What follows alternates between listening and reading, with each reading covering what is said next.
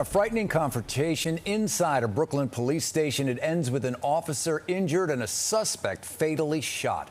Good evening, everyone. I'm John Muller, and for Kaidi, NYPD officials say a man walked into a Brownsville precinct and slashed an officer with a butcher knife. Pix 11's Corey McGinnis joining us live in the newsroom right now with the very latest. Corey.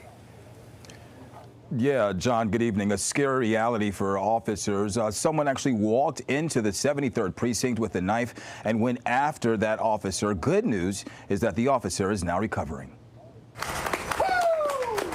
The officer slashed in a knife attack at Brooklyn's 73rd precinct was released from the hospital Sunday to a round of applause from fellow officers and hospital staff.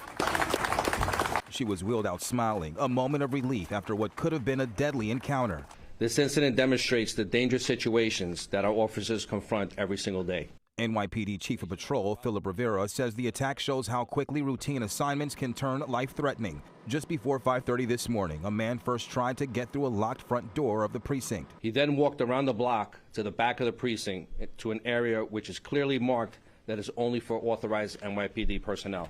Inside the rear hall, the man came face to face with the officer on duty. The officer told the individual that if he needed assistance, he needed to go to the front of the building. That's when police say he pulled out a butcher knife. He slashed her in the face, but then she was able to fight him off. The suspect ran from the building as officers deployed a taser, but Rivera says it wasn't effective.